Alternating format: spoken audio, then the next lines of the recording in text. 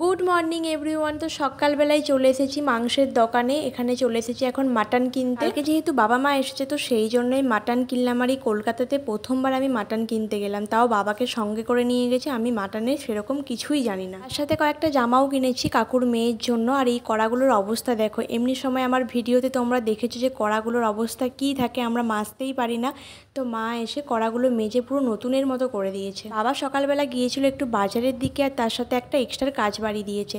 5 কিলোর মতো ভেটকি মাছের কাঁটা নিয়ে এসেছে, সেটা এখন রান্না করতে হবে। আর মা এইদিকে মাংসগুলোকে কেটে নিচ্ছে, আর এদিকে যা যা লাগবে সেগুলো সব কাটা হয়ে গেছে। তো মাছ কখন ভাজছে শেষ হবে তার কোনো ঠিক নেই। এদিকে দুটো কড়া বসানো হয়েছে, 1 গামলার মতো ভাজা হয়ে গেছে, আর ঠেকাতে এখনও 1 ঠেকা মাছ রয়েছে। আমরা দুপুরে লাঞ্চ করতে বসে গেছি, আর দুপুরের লাঞ্চের মেনুতে রয়েছে এখানে পাতলা করে মাটনের ঝোল। কালারটা যা হয়েছে না, দেখেই ভয় লাগছে। আর তার সাথে রয়েছে পটল ভাজা। বিকেলের দিকে 3 জন মিলে বেরিয়ে পড়েছি ঘুরতে। আর এইদিকে বাবা আর মায়ের জামার কালার পুরো সেম হয়ে গেছে। আমরা এখন চলে এসেছি প্রিন্সেপ ঘাটে। তারপর সন্ধ্যেবেলা বাবুঘাটে গঙ্গা আরতি দেখে তারপর রুমে চলে যাবো। এই সন্ধ্যের দিকে গঙ্গার ধারে বসলে মনটা খুব শান্ত হয়ে যায়। প্রিন্সেপ ঘাটে এসে সবাইকে দেখে এদের মনও পুরো রোম্যান্টিক হয়ে গেছে। আমি কে এখানে, আমি তো পুরো থার্ড পার্সন হয়ে গেছি। তো আমরা এখন চলে এসেছি গঙ্গার ঘাটে, আর মা এখানে গঙ্গা জল নিচ্ছে। গঙ্গা জলটা নেওয়ার কারণ বাড়ির পুজোতে কাজে লাগবে। আমি প্রত্যেকবারই আসি কিন্তু কখনোই নিয়ে যাই না। সন্ধ্যে 6টা বাজতে যাই। তো আমরা এখন যাচ্ছি বাবুঘাটের উদ্দেশ্যে, ওখানে গঙ্গা আরতি দেখবো।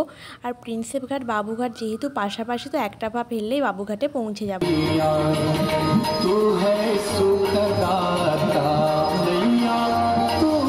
গঙ্গা আরতি দেখে তারপর চলে এসেছিলাম চিংড়ি ঘাটা, আর এখানে এসে নিয়ে নিয়েছি মোমো। এদের দুজনকে দেখো, এই বয়সে এসেও এদের মধ্যে এতটা পরিমাণে প্রেম রয়েছে, দেখেও শান্তি লাগছে। হাই ভগবান, আমি কি করলাম জীবনে, আমি একটা ঠিকঠাক কাউকে জুটাতে পারলাম না। এখন মোমো খেয়ে এখন চলে এসেছি ফালতু চায়ে চা খেতে। এখানের ফালতু চায়ে চা না খেলে আমার রাতের আবার ঘুমটাই হয় না।